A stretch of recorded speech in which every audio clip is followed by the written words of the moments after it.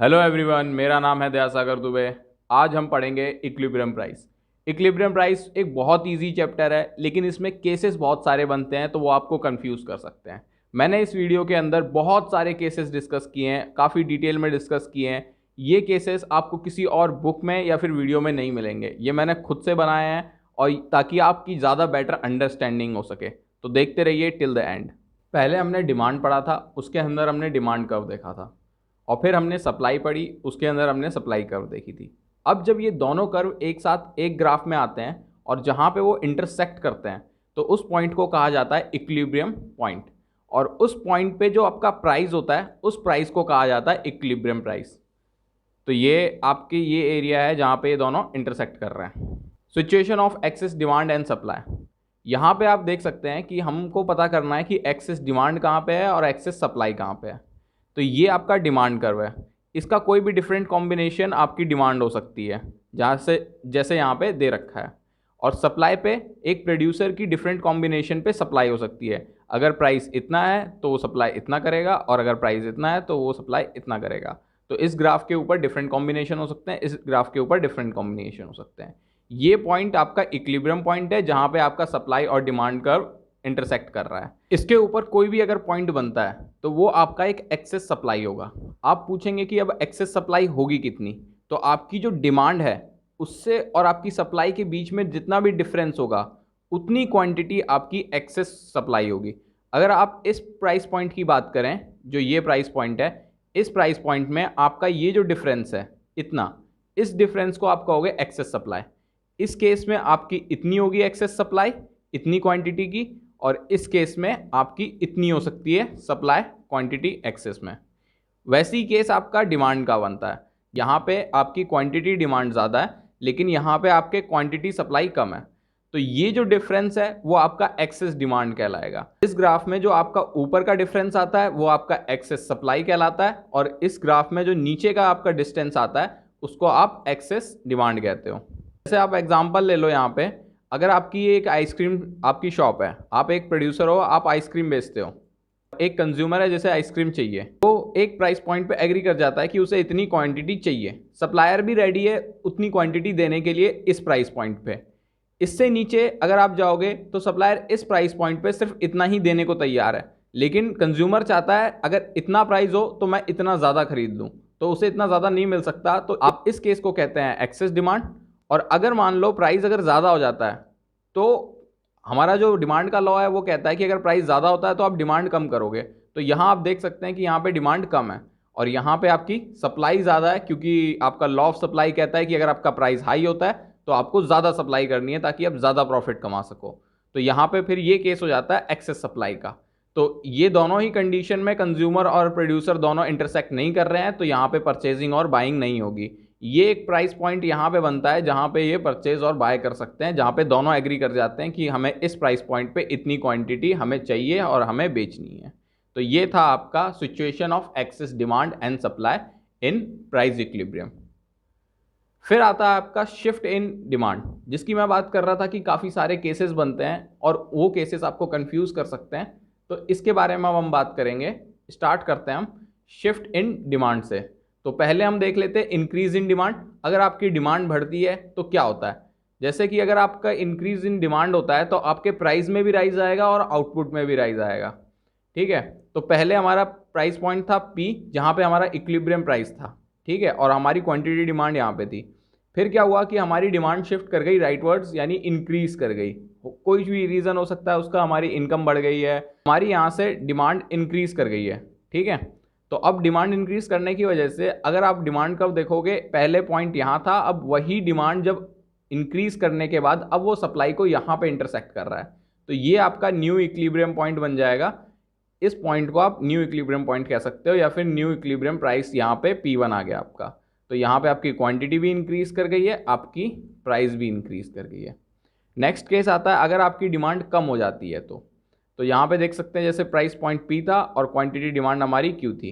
अब आपकी प्राइस कम हो गई है, हो सकता है आपका टेस्ट एंड प्रेफरेंस चेंज हो गया हो, आपकी इनकम में चेंज आ गया हो, उसकी वजह से इस केस में आपका प्राइस और आउटपुट दोनों ही कम हो जाते हैं, क्योंकि आपकी उस क्वांटिटी की डिमांड ही कम हो गई है, उस कमोडिटी की डिमांड ही कम हो गई है आपकी। तो जो आपका कर्व है वो बैकवर्ड शिफ्ट कर जाएगा और आपकी जो डिमांड है वो कम हो जाएगी।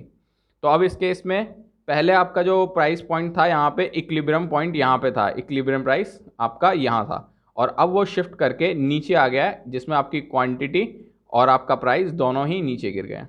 ठीक है, इसके बाद हम देखेंगे शिफ्ट इन सप्लाई। अब सप्लाई अगर इंक्रीज करती है तो क्या होगा और सप्लाई डिक्रीज करती है तो क्या होगा। अब जैसे मान लो कि आपकी सप्लाई अगर इंक्रीज कर जाती है, पहले एक प्रोड्यूसर था वो एक क्यू क्वांटिटी पे सामान बेचता था, अब उसने कहा कि हमारे पास ज़्यादा आ गया, उसके पास टेक्नोलॉजिकल एडवांसमेंट हो गया, अब वो ज़्यादा प्रोड्यूस कर पा रहा है, तो उसने अब सप्लाई बढ़ा दी है। तो डिमांड तो उतनी है, डिमांड चेंज नहीं कर रही है, तो अगर आप सप्लाई बढ़ा दोगे तो आपका जो प्राइस है वो नीचे हो जाएगा, क्योंकि आपकी डिमांड चेंज नहीं हो रही है लेकिन आप सप्लाई ज़्यादा कर रहे हो।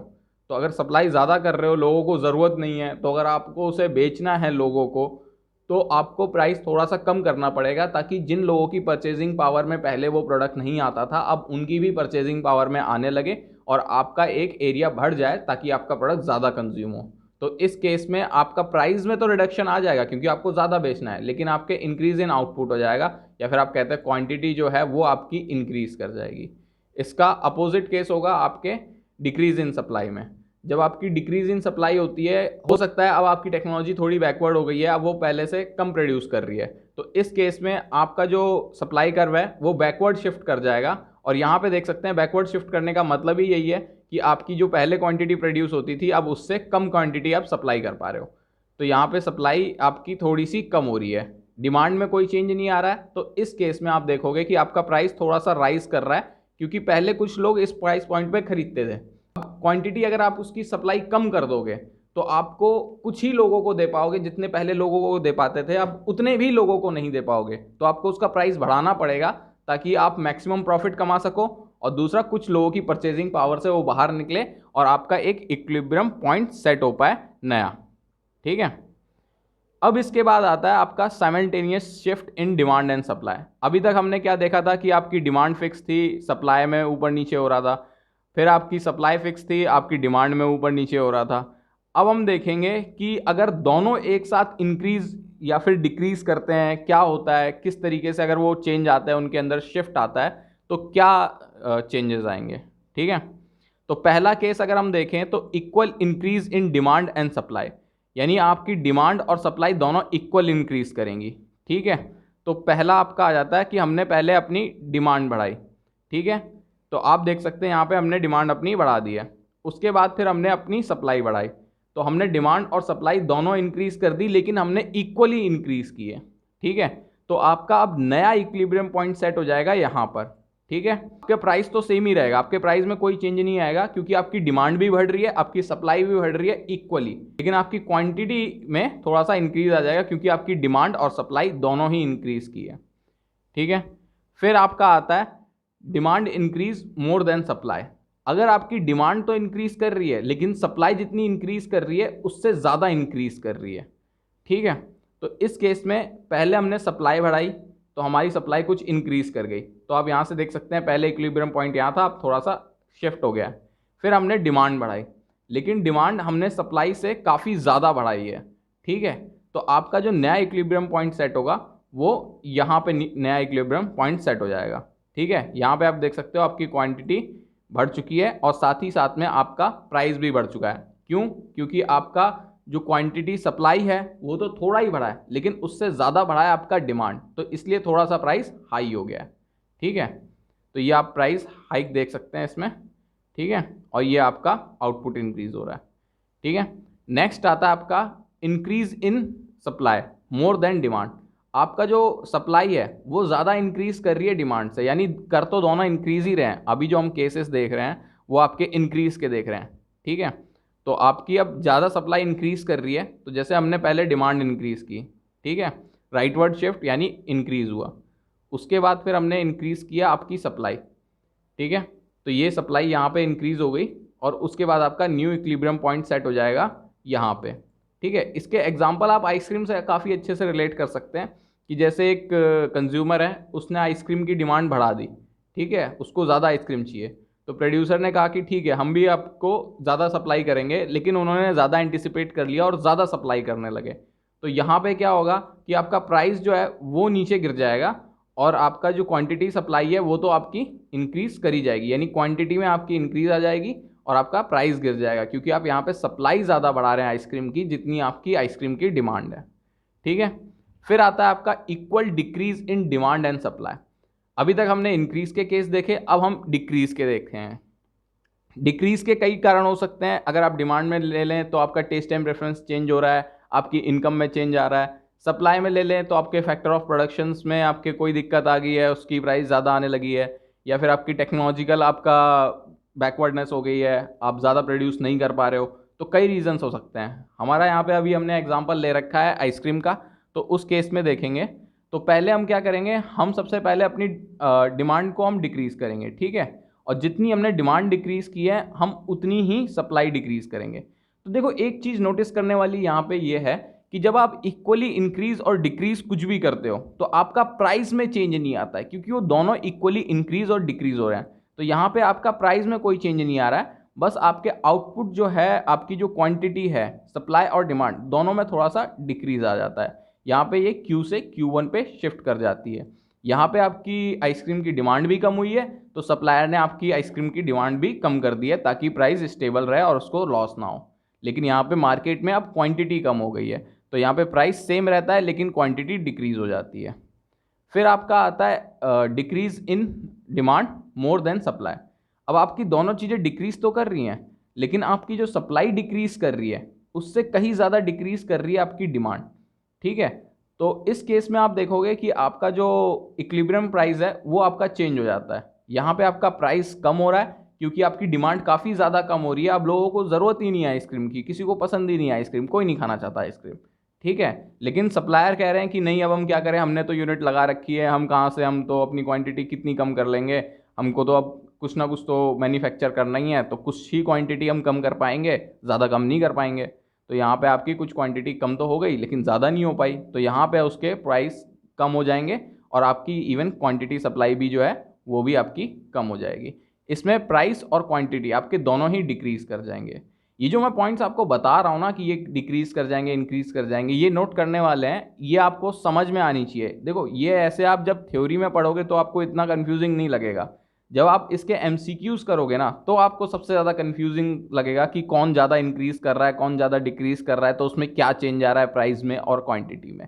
बेसिकली आपके क्वेश्चन ही यही पूछे जाते हैं कि आपके अगर डिमांड ज़्यादा इंक्रीज कर रही है सप्लाई से तो आपके प्राइस क्या होगा, इंक्रीज करेगा, कम करेगा।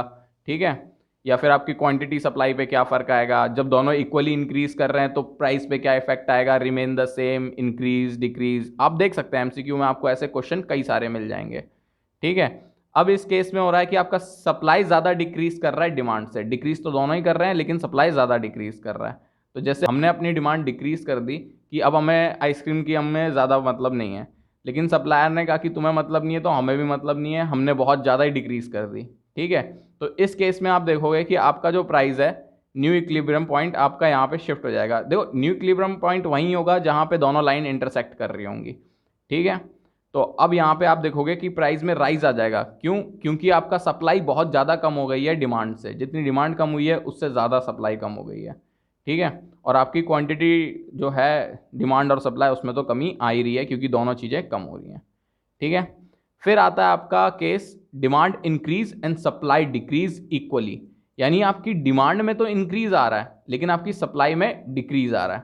ठीक है, तो यहाँ पे आप देख सकते हैं कि हमने, देखो मैंने ग्रीन को डिनोट किया है आपका इंक्रीज के लिए और रेड को डिनोट किया है हमने डिक्रीज के लिए। तो यहाँ पे आप देख सकते हैं कि आपका जो पहले डिमांड इंक्रीज की है और उतनी ही जितनी डिमांड इंक्रीज की है उतनी आपकी सप्लाई इंक्रीज की है। तो इसमें नोट करने वाली ये बात है कि आपके आउटपुट में कोई चेंज नहीं आ रहा है, आपका आउटपुट उतना ही है अगर आपका इंक्रीज और डिक्रीज इक्वली होता है। ठीक है, लेकिन यहाँ पे आप देख सकते हैं कि आपके प्राइस में बहुत ज़्यादा जंप आ गया है एकदम से। पहले प्राइस पॉइंट P था, अब प्राइस पॉइंट P1 हो गया है, तो यहाँ पे काफ़ी लंबा जंप आ गया है। तो ये एक देखने वाली बात है। ठीक है, इस केस में आप देख सकते हैं कि आपका प्राइस इंक्रीज कर रहा है लेकिन आपका आउटपुट रिमेन द सेम। ठीक है, इसके बाद आपका जो कंडीशन आती है वो आती है demand increase more than supply. ठीक है, डिक्रीज, तो आपकी जो सप्लाई डिक्रीज कर रही है, पहले हमने देखा था सप्लाई डिक्रीज कर रही है, डिमांड इंक्रीज कर रही है इक्वली। अब आपकी जो डिमांड है वो एक इंक्रीज कर रही है लेकिन वो सप्लाई से कहीं ज़्यादा इंक्रीज कर रही है जितनी सप्लाई डिक्रीज कर रही है उस प्रपोर्शन से। तो यहाँ पे आपकी डिमांड इंक्रीज कर चुकी है, सप्लाई डिक्रीज कर चुकी है, आपका जो न्यू इक्विलिब्रियम पॉइंट है वो आपका यहाँ पे बन गया है। ठीक है, अब सीन ये है कि इस पॉइंट में आपकी डिमांड ज़्यादा इंक्रीज की है, इस वजह से आपके क्वांटिटी सप्लाई में थोड़ा सा प्राइस तो बहुत ज़्यादा हाई किया ही है आपका, और आपका जो क्वांटिटी है डिमांड सप्लाई का वो थोड़ा सा इंक्रीज हो गया है। तो इसके बाद आता है आपका supply decrease more than increase in demand. ठीक है, अब क्या सीन है कि हमने पहले वाले केस में देखा था कि आपकी डिमांड इंक्रीज कर रही थी और आपकी सप्लाई डिक्रीज कर रही थी। अब हम देख रहे हैं कि आपकी सप्लाई डिक्रीज कर रही है और ज़्यादा डिक्रीज कर रही है जितना इंक्रीज इन डिमांड है। पहले डिमांड ज़्यादा इंक्रीज कर रही थी, अब आपकी सप्लाई ज़्यादा डिक्रीज कर रही है in the proportion of increase in demand. ठीक है, यही मैंने कहा था कि ये आगे चल के काफ़ी कंफ्यूजिंग से हो जाते हैं, और मैंने इनको कोशिश की है एक लाइन से एक कैटेगरी के हिसाब से इनको समझाऊं ताकि आपको ज़्यादा कन्फ्यूजन ना हो कि पहले कोई इंक्रीज़ कर रहा है तो इंक्रीज़ ही कर रहा है, पहले इक्वली इंक्रीज़ किया, फिर थोड़ा कम इंक्रीज़ किया, फिर थोड़ा ज़्यादा इंक्रीज़ किया, तो इस हिसाब से। ठीक है, तो यहाँ पे हमने अपनी डिमांड इंक्रीज़ की लेकिन उसके प्रपोर्शन में सप्लाई ज़्यादा डिक्रीज़ कर दी। तो यहाँ पे आप देखेंगे जो नया इक्विलिब्रियम पॉइंट है ये यहाँ पे बन जाएगा आपका, और इसमें आपके जो प्राइस में है बहुत ज़्यादा ही इंक्रीज़ आएगा, और आपकी क्वांटिटी सप्लाई या फिर क्वांटिटी डिमांड जो दो क्वांटिटी हैं उनके बीच में थोड़ा सा कमी आ जाएगी, क्योंकि आपकी यहाँ पे सप्लाई ज़्यादा कम हो गई है। अब सप्लाई नहीं है तो आपकी क्वांटिटी मार्केट में कम तो होगी। ठीक है, इसके बाद आता है आपका डिक्रीज इन डिमांड और सप्लाई इंक्रीज हो रही है, लेकिन दोनों इक्वली हो रहे हैं। अब देखो एग्जाम्पल हमेशा आप आइसक्रीम का ले लो, आप किसी भी चाट पापड़ी पकौड़ी किसी का भी ले सकते हो, ये काफ़ी मतलब आपके ऊपर डिपेंड करता है कि आपको किससे ज़्यादा अच्छे से रिमेंबर रहता है।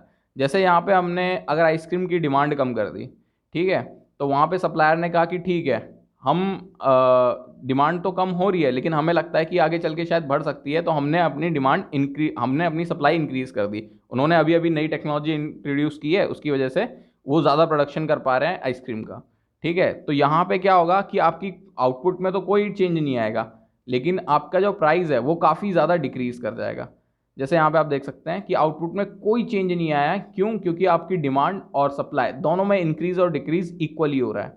ठीक है, फिर आपका केस आता है कि डिमांड डिक्रीज़ कर रही है लेकिन more than increase in supply, तो आपके इंक्रीज़ तो कम हो रहा है सप्लाई में लेकिन डिमांड में ज़्यादा डिक्रीज़ होता है। तो यहाँ पे डिमांड डिक्रीज़ कर दी हमने और उसके बाद हमने सप्लाई इंक्रीज़ की, तो यहाँ पे थोड़ा सा प्रोपोर्शन डिमांड डिक्रीज़ का ज़्यादा है। ठीक है, तो जो नया इक्विलिब्रियम प्राइस पॉइंट बनेगा वहाँ पे आप देखोगे कि आपका प्राइस तो नीचे जा ही रहा है लेकिन आपका साथ में क्वांटिटी जो मार्केट में चल रही है कमोडिटी की वो भी थोड़ी सी कम हो गई है। पहले वाले केस में इक्वली में क्या था कि आउटपुट पे कोई फर्क नहीं पड़ रहा है। ठीक है, ये चीज़ देखने वाली है, जब आप दोनों चीज़ें इंक्रीज करते हो लगातार तब आपकी प्राइस पे कोई फर्क नहीं पड़ता, आप दोनों चीज़ें इक्वली डिक्रीज करते हो तो प्राइस पे कोई फर्क नहीं पड़ता, लेकिन अगर आप एक चीज़ इंक्रीज करते हो एक चीज़ डिक्रीज करते हो इक्वली तो आपके आउटपुट पे कोई फर्क नहीं पड़ता। ठीक है, वो उतना ही सेम रहता है। ठीक है, नेक्स्ट केस आता है आपका supply increase more than decrease in demand. तो आपका पहले हमने डिमांड को डिक्रीज़ किया, ठीक है, आपका टेस्ट एंड प्रेफरेंस बदल चुका है। ठीक है, आपको अब आइसक्रीम खाना बिल्कुल पसंद नहीं है, आपने थोड़ी सी कम कर दी। अब क्या हुआ कि आपके सप्लायर ने डिमांड और ज़्यादा कर दी क्योंकि उसको लग रहा था शायद ज़्यादा बिकेगी। ठीक है, तो यहाँ पे हुआ क्या, उसका प्राइस बहुत ज़्यादा क्रैश कर गया, नीचे आ गया, और साथ में आपकी मार्केट में क्वांटिटी जो चल रही थी पहले से उससे ज़्यादा क्वांटिटी अब आ चुकी है मार्केट में। ठीक है, तो ये वाला केस हो गया। इसके बाद जो केस आते हैं हमारे वो आते हैं स्पेशल केस। ठीक है, स्पेशल केस काफ़ी ज़्यादा इंपॉर्टेंट है क्योंकि इसमें हम देखते हैं कि हमारी पहले परफेक्टली इन इलास्टिक थी हमारी सप्लाई और उसमें डिमांड कैसे रिएक्ट कर रही थी। ठीक है, तो ये आप देख सकते हो आपका पैरेलल टू आपका Y axis inelastic graph कहलाता है। ये आपका सप्लाई का ग्राफ है और ये आपका डिमांड का ग्राफ है। पहले आपका यहाँ पे दोनों इंटरसेक्ट कर रहे थे तो ये आपका इक्विलिब्रियम पॉइंट था और ये आपका इक्विलिब्रियम प्राइस। ठीक है, फिर क्या हुआ, हमने इंक्रीज इन डिमांड किया। इंक्रीज इन डिमांड हमने करने की वजह से हमारे प्राइस पॉइंट में इंक्रीज आ गया क्योंकि सप्लाई तो वही है, स्टैटिक है, वो तो चेंज हो नहीं रही, तो आपके प्राइस पे थोड़ा सा इंक्रीज आ जाएगा।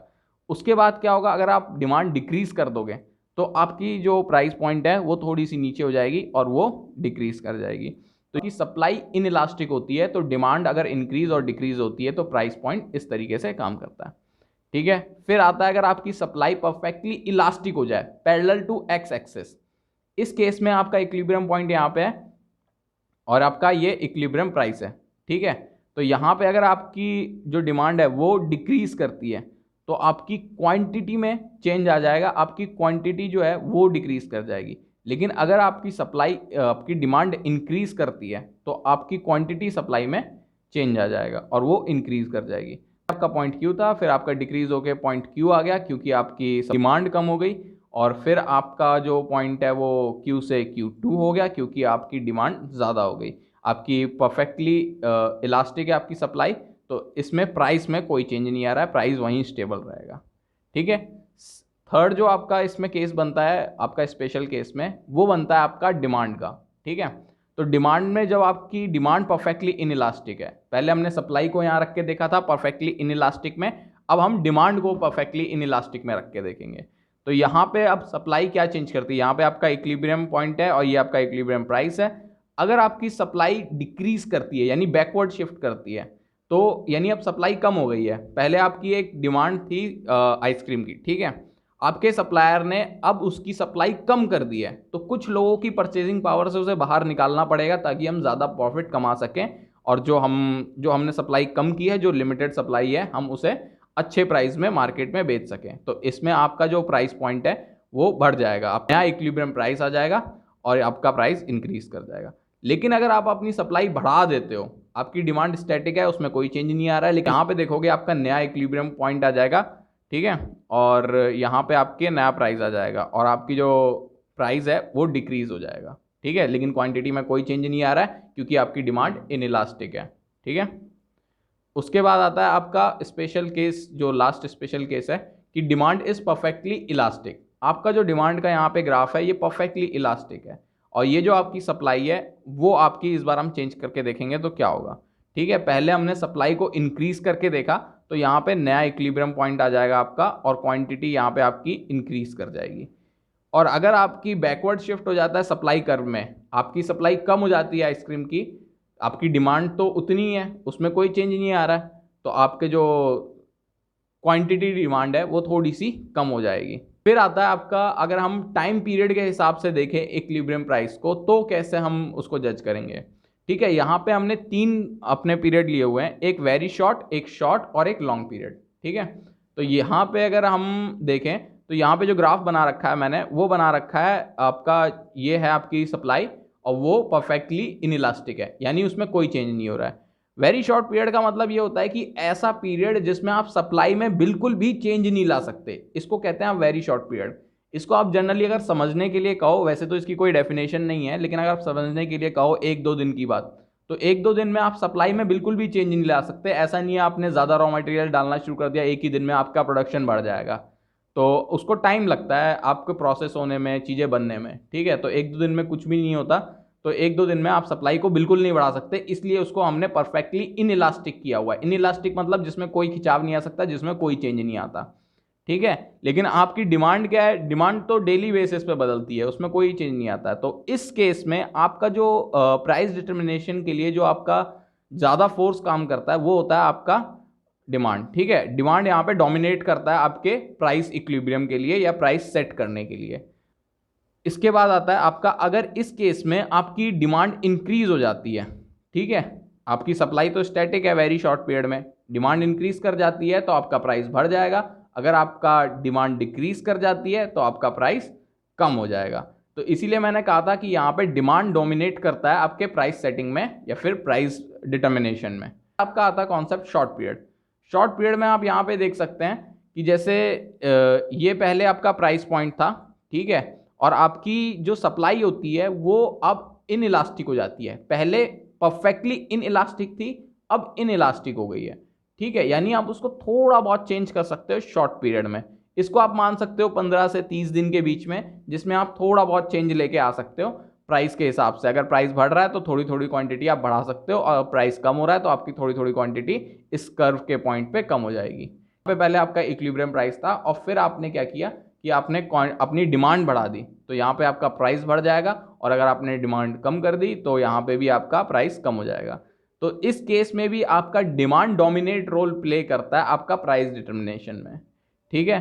और थर्ड आपका जो टाइम पीरियड आता है वो आता है आपका लॉन्ग पीरियड, ठीक है। लॉन्ग पीरियड में आपके हर चीज वेरिएबल फैक्टर्स हो जाती है। शॉर्ट पीरियड में क्या होता है, आपके पास एक वेरिएबल फैक्टर होता है, एक फिक्स फैक्टर होता है, ठीक है। लेकिन लॉन्ग पीरियड में हर चीज वेरिएबल हो जाती है। तो आप सप्लाई को भी चाहे जितना चेंज कर सकते हैं और डिमांड को भी चाहे जितना चेंज कर सकते हैं। तो अभी तक हमने जितने भी केसेस देखे हैं लॉन्ग पीरियड में, वो सारे केसेस पॉसिबल हैं। आप डिमांड को बढ़ा सकते हो, सप्लाई को भी बढ़ा सकते हो, डिमांड को कम कर सकते हो, सप्लाई को बढ़ा सकते हो, सप्लाई को कम कर सकते हो, डिमांड को बढ़ा सकते हो, कम ज़्यादा बढ़ा सकते हो। आपकी परफेक्टली इलास्टिक, इन इलास्टिक, जो भी आप चाहो किसी भी तरीके से अपनी डिमांड को और अपनी सप्लाई को कर सकते हो लॉन्ग पीरियड के अंदर, क्योंकि दोनों ही इक्वली डिटर्मिनेट करते हैं आपके प्राइस को। नोट करने वाली बात है कि यहाँ पे आपके दोनों ही डोमिनेट रोल प्ले करते हैं। यहाँ पे इक्वल आपका रोल होता है प्राइस डिटर्मिनेशन में डिमांड और सप्लाई का।